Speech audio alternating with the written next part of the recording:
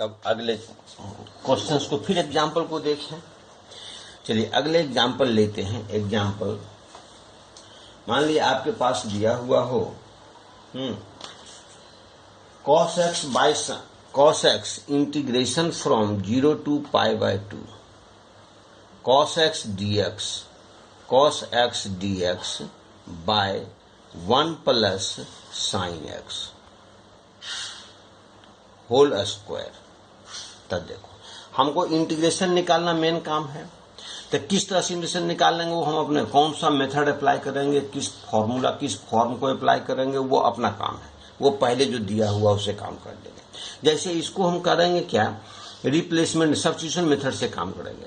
जैसे इसमें हम पुट करेंगे, put 1 plus sine x, 1 plus sine x बराबर मान लो हमने पुट किया z, तो डिफ्रेंशिएट करेंगे क्या, 1 का 0 साइन एक्स का क्या हो जाएगा cos x, x का हो गया dx इज इक्वल टू क्या हो गया dz आ गया।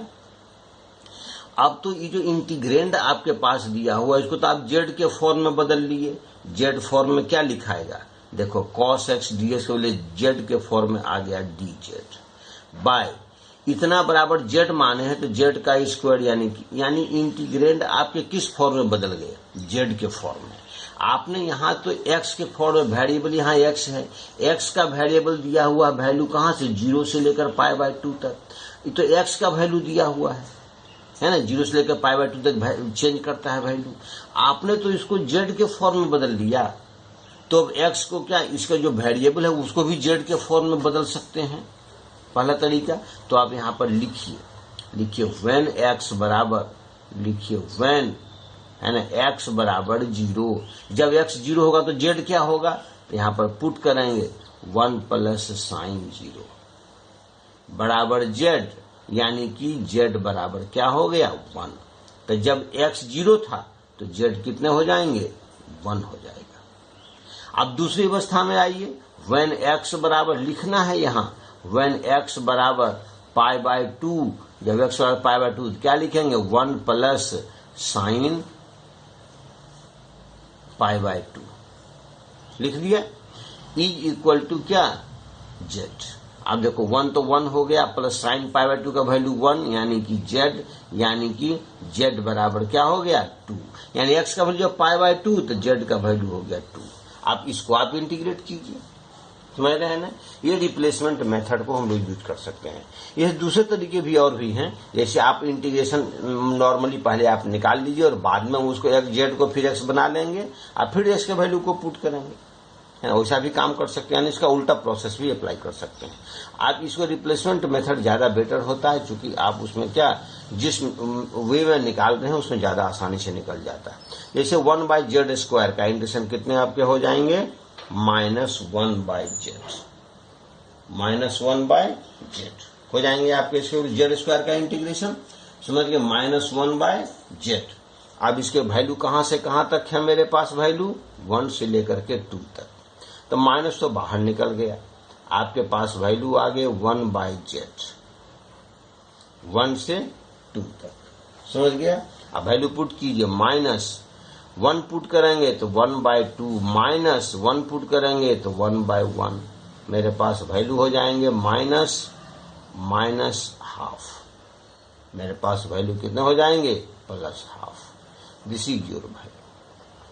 दूसरे तरीके और भी इसमें अप्लाई कर सकते हैं, जैसे यहाँ जो हमने इस वैल्यू को जो निकाला है तो 1 to 2 नहीं लेकर के अब यहाँ पर z के वैल्यू को क्या अदर मेथड में अप्लाई कर सकते हैं, क्या -1/z के वैल्यू को पुट कीजिए 1 plus sign x, value put कर देंगे कहां से कहां तक है 0 से लेकर के π/2 तक। आप ऐसे भी काम कर सकते, देखिए z का वैल्यू डायरेक्ट हमने पुट कर दिया है ना, रिवर्स फिर वहां चल दिया, फिर π/2 पुट करने आ जाएगा कितना माइनस बाहर हो जाएगा, आ जाएगा 1/1 plus sine π/2, 1 plus sine π/2 -1/1 plus sine 0।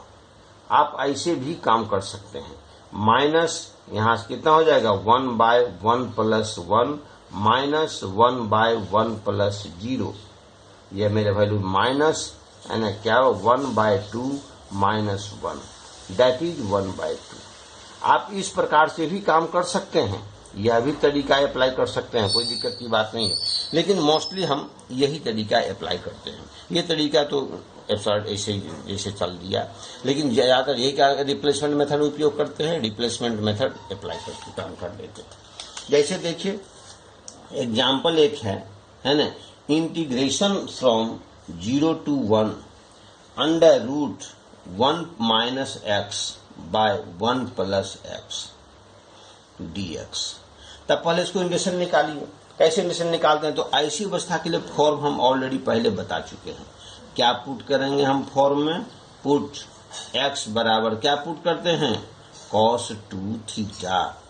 तो देखो जब पुट करेंगे cos 2 थीटा तो क्या मेरा वैल्यू हो जाएगा, 1 minus x बराबर क्या हो जाएगा, 1 minus cos 2 theta, 1 minus x by 1 plus x का वैल्यू हो जाएगा, है ना, 1 minus cos 2 theta by 1 plus cos 2 theta, cos 2 theta. यानी वैल्यू मेरे कितने हो जाएंगे, 2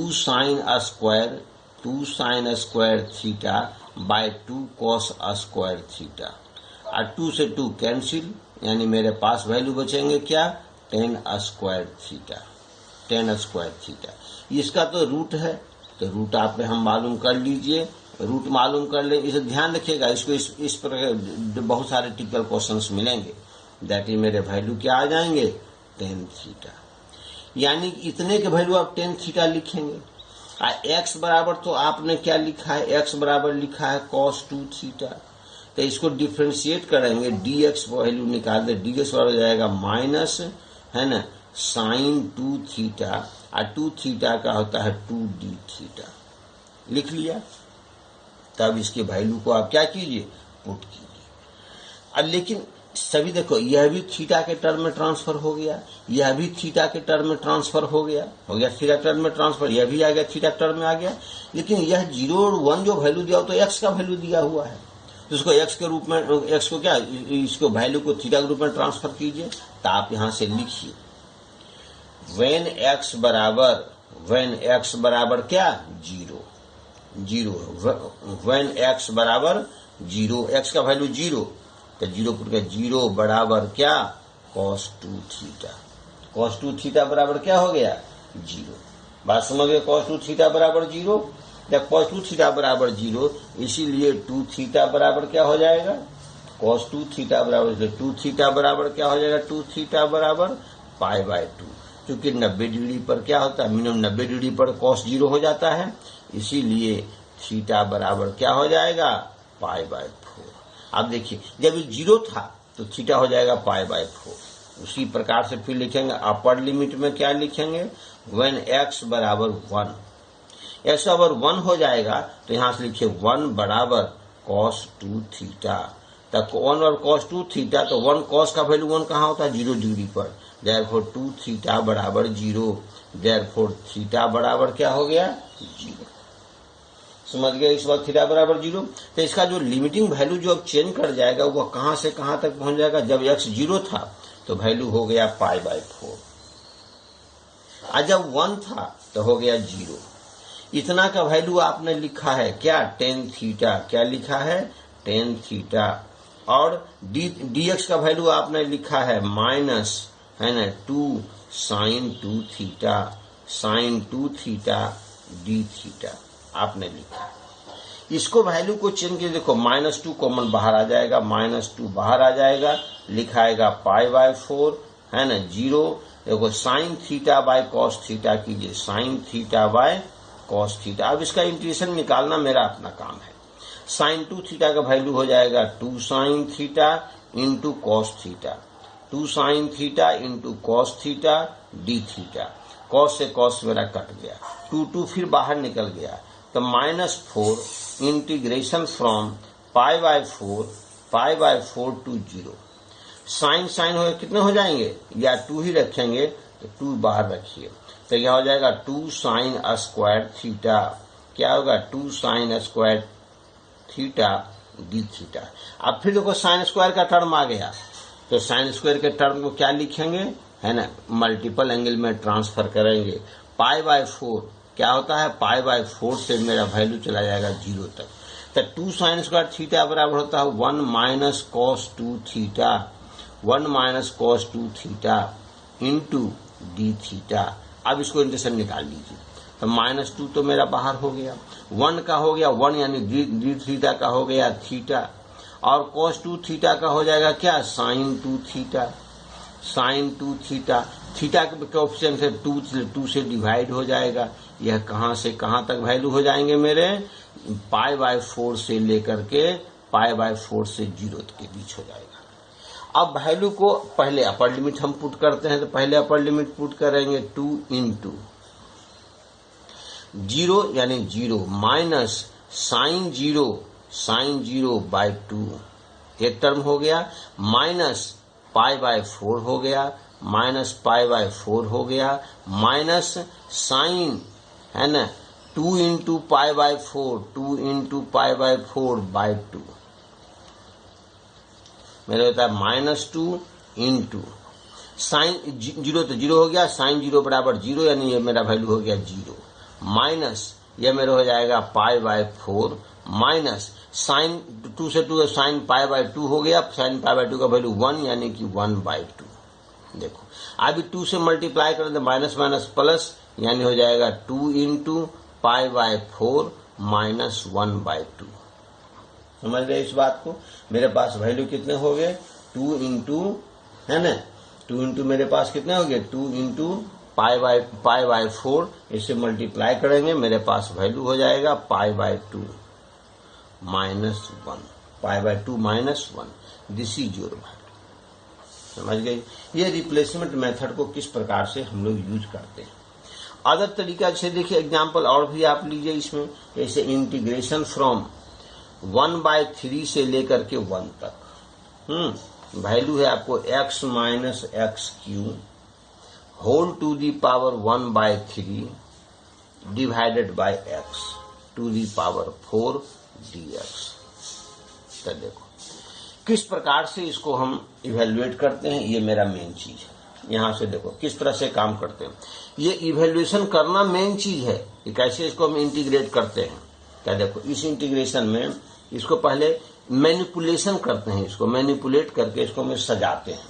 किस प्रकार सजाते हैं है ना, इंटीग्रेशन फ्रॉम 1/3 टू 1। देखो x है ना, इसमें एक्स क्यू अगर हम कॉमन निकाल लें तो क्या बचेगा, देखो एक्स क्यू कॉमन निकाल लेंगे तो क्या बचेगा, इसमें एक्स क्यू यहाँ चाहिए 1 बाय अगर हम एक्स स्क्वायर कर देंगे तब तो ऑलरेडी देखो इस मल्टीप्लाई करेंगे तो एक्स मेरा बच जाएगा। अब माइनस क्या होगा 1 हो जाएगा, होल टू दी पावर कितना 1/3 हो गया, डिवाइडेड बाय क्या हो जाएगा x to the power 4 into dx। कोई दिक्कत इसमें नहीं। इस चीज को फिर आप ऐसे भी काम कर सकते हैं, देखिए 1/3 से लेकर के 1 तक है, एक्स क्यू का पावर 1/3 तो क्या लिखाएगा x लिखाएगा into 1/x square minus 1 whole to the power 1/3 हो गया, divided by x to the power 4 into dx।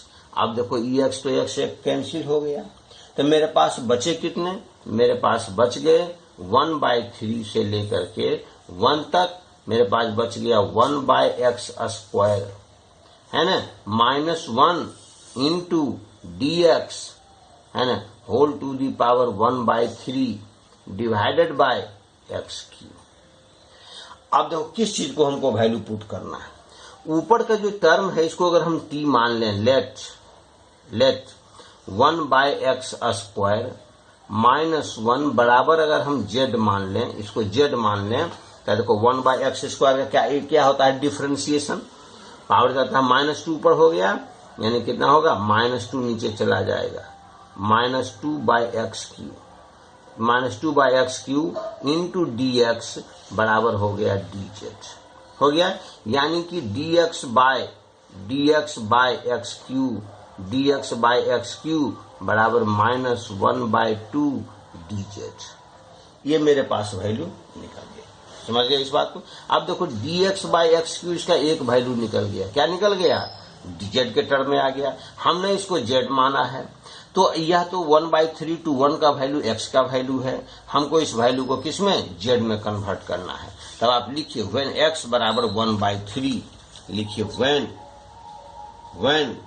है ना x बराबर क्या 1/3, x का वैल्यू जब 1/3 होगा तब 1/3 जब होगा तो मेरे पास वैल्यू कितने z कितने हो जाएंगे। देखो z बराबर कितने, z का वैल्यू कितना दिया हुआ है 1/x² माइनस 1/x² माइनस 1, यानी यह मेरे वैल्यू कितना 1/9, 9 चला जाएगा ऊपर, 9 माइनस 1 8, यानी मेरे वैल्यू कितने हो गए 8। फिर लिखेंगे व्हेन x बराबर, अब क्या है x बराबर क्या है 1, x बराबर वैल्यू क्या है 1, तो 1 जब पुट करेंगे तो z का वैल्यू कितना हो जाएगा 1/x² माइनस 1, यानी हो गया 0।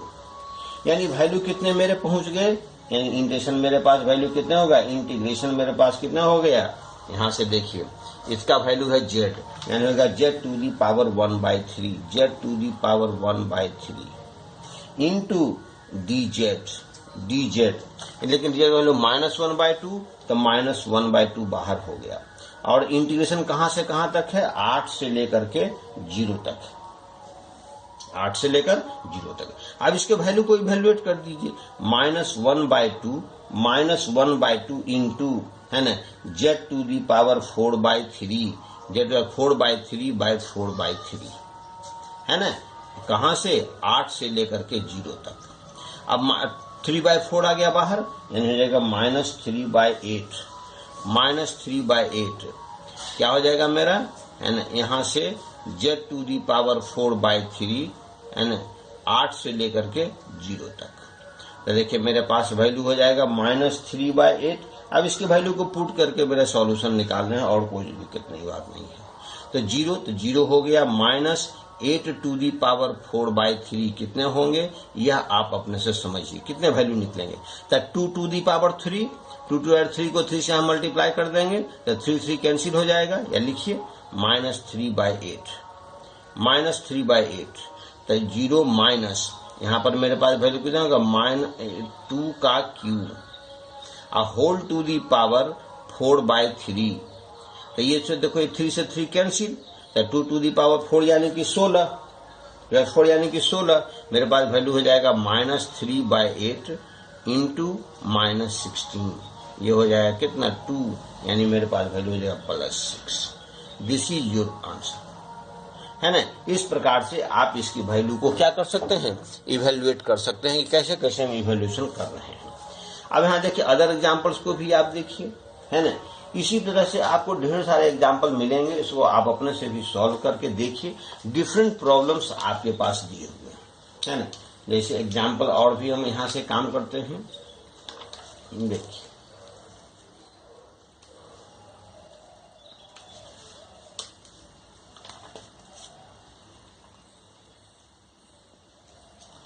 जैसे इंटीग्रेशन फ्रॉम 0 to पाई क्या है, x sin square x dx। चल अब ऐसे फॉर्म किस प्रकार यूज करेंगे, दो फंक्शन का देखिए क्या है, यह प्रोडक्ट है ना। तो पहले साइन स्क्वायर पहले मल्टीपल, हमेशा ध्यान रखिएगा sine square cos square sine cube cos cube हमेशा उसको मल्टीपल एंगल में ट्रांसफर कर लेंगे। तब पहले इसको मल्टीपल एंगल में ट्रांसफर कीजिए, तो आप लिखिएगा 0 to पाई x, और साइन स्क्वायर का वैल्यू होता है 1 माइनस cos 2x/2 है ना इंटू dx, ये वैल्यू होता है। अब इसको आप अलग अलग कर दे सकते हैं, तो आप लिखेंगे 1/2 इंटीग्रेशन 0 to पाई, है ना। देखो x को 1 से गुना करेंगे हो जाएगा, लिखाएगा x dx, हो गया। उसके बाद माइनस, फिर हो जाएगा 1/2, है ना, इंटीग्रेशन कहां से x cos 2x dx, हो गया। अब इसके देखो ये तो सामान्य तरीके से निकल जाएगा। यहाँ पर दो फंक्शन का प्रोडक्ट है, तो क्या u इंटू वी अप्लाई करेंगे, u इंटू वी यानी इंटीग्रेशन बाय पार्ट्स के माध्यम से पहले इसका इंटीग्रेशन हम पहले मालूम कर लेंगे 0 to पाई, समझ रहे हैं। तब पहले आप इंटीग्रेशन मालूम कीजिए, मेरा वैल्यू हो जाएंगे 1/2 इंटीग्रेशन है ना फ्रॉम 0 to पाई, किसका इंटीग्रेशन है, x dx का इंटीग्रेशन है, x dx माइनस 1/2। अब इसको इंटीग्रेट कीजिए, इंटीग्रेशन में क्या लिखें, क्या इंटीग्रेट करेंगे, सो देखिए u इंटू भी, तो देखो यह क्या है, एल्जेब्राइक फंक्शन है, यह ट्रिगोनोमेट्रिकल फंक्शन है, तो इलेट रूल जब अप्लाई करेंगे तो ये हो जाएगा u और ये हो गया v, हो गया, यानी ये फर्स्ट फंक्शन और ये सेकंड फंक्शन। तो फर्स्ट फंक्शन पहले लिखाता है तो लिखेंगे x इंटीग्रेशन ऑफ है ना cos 2x dx, क्या होता है cos 2x dx लिखा गया, minus integration from integration of किसका dx, पहले u को डिफरेंशिएट कर लेंगे dx बाई dx, और फिर दूसरे फंक्शन को इंटीग्रेट करेंगे cos 2x dx, cos 2x dx है ना, आई दोनों को मल्टीप्लाई करके फिर से यानी कि हम इंटीग्रेशन बाय पार्ट्स का यूज करेंगे, हो गया। तो मेरे पास वैल्यू हो जाएगा देखो 1/2, इसके इंटीग्रेशन कितने हो जाएंगे, x का हो जाएगा क्या, x² bye 2, x² bye 2 0 to पाई, ये मेरा वैल्यू हो जाएगा माइनस 1/2। यहां से भी काम करेंगे तो मेरे पास वैल्यू कितने हो जाएगा, है ना, 0 से लेकर के पाई के बीच। यहाँ पर वैल्यू कितना, x तो x हो गया, और cos 2 से क्या हो जाएगा, sin 2x, cos 2x का हो जाएगा sin 2x बाई 2, माइनस देखो इंटीग्रेशन फ्रॉम cos 2x का फिर हो गया sin 2x, x का डिफरेंशिएशन x हो गया 1 हो गया, तो cos sin 2x by 2 dx, यह मेरे पास वैल्यू हो गई 0 से लेकर कितने तक, पाई तक। यहाँ पर देखो 1/2 आप वैल्यू भी पुट कर सकते हैं, कोई दिक्कत नहीं है, x² बकर वैल्यू अब पुट करके काम करना है 0 to पाई, है ना, माइनस 1/2 माइनस 1/2, यहाँ से देखो क्या है, x sin 2x, x sin 2x by 2 है ना, माइनस sin 2x का होता है माइनस cos x, तो माइनस माइनस प्लस क्या हो जाएगा cos 2x, अब बाई 2 और 2 पहले से था यानी हो गया 4, यह मेरे पास वैल्यू हो गया 0 से लेकर के पाई तक। अब इसके वैल्यू को पुट कीजिए 1/2 इंटू पाई पुट करेंगे तो हो जाएगा कितना, π² by 2 minus 0, minus 1/2 minus 1/2 into देखो पाई पुट करेंगे तो sin 2 पाई x यानी pi into sin 2 pi, pi into sin 2 pi by 2 plus cos 2 pi by 4, cos 2 pi by 4, ये एक टर्म हो गया, और माइनस 0 इंटू sin 0 बाई 2 और plus cos 0 by 4, cos 0 by 4, है ना, इस प्रकार से मेरे वैल्यू आ जाएगा। अब इसके वैल्यू को यहां मेरे पास हो जाएगा कितना, π² बाई 4, π² बाई 4 माइनस 1/2 इंटू देखो sin 2 पाई का वैल्यू कितना हो गया 0, तो मेरा वैल्यू हो जाएगा 0, प्लस cos 2 पाई का वैल्यू -1 यानी -1/4, एक टर्म हो गया, माइनस यहां से फिर sin 0 बराबर 0 और cos 0 बराबर 1 यानी हो गया +1/4, बात समझ गए इस बात को। तो मेरे पास ये वैल्यू क्या हो जाएंगे, तो देखो ये मेरे वैल्यू हो जाएंगे π² by 4, π² by 4 minus π² by 4 minus 1/2 into -1/4 फिर हो जाएगा प्लस माइनस कितना हो जाएगा, प्लस और -1/4 फिर हो जाएगा -1/4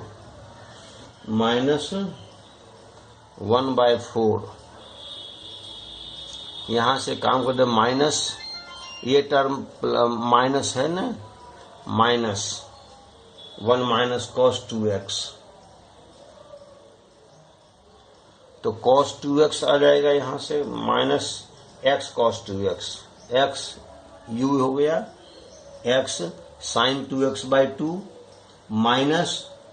माइनस मेरे पास वैल्यू कितने हो गए माइनस, तो ये हो गया माइनस माइनस प्लस हो गया, minus minus plus sin 2x मेरे यहाँ हो जाएगा, sin 2x मेरे पास वैल्यू हो गया प्लस, अब प्लस का फिर हो जाएगा माइनस, यहाँ से फिर हो जाएंगे माइनस, तो माइनस से ये मेरे पास वैल्यू कितने हो जाएंगे प्लस,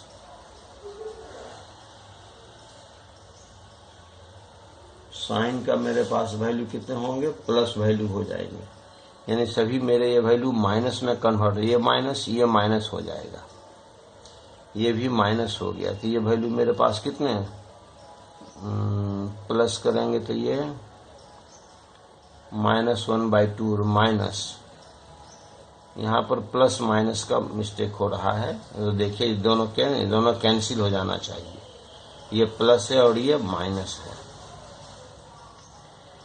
कैंसिल वैल्यू होना चाहिए, तो यहाँ पर से प्लस माइनस का मिस्टेक यहाँ से चेक कर लीजिएगा कैसे चेक आता है, यह मेरे एक वैल्यू होंगे कितने -1/4 और ये मेरे हो जाएंगे +1/4 हो जाएगा, ये वैल्यू को चेक कर लेंगे किस प्रकार से मेरा वैल्यू बदल रहा है, ये ध्यान रखेंगे इस चीज को, ये मेरा वैल्यू 0 हो जाएगा, इस चीज को वैल्यू ध्यान रखेंगे, मेरे पास वैल्यू आ जाएगा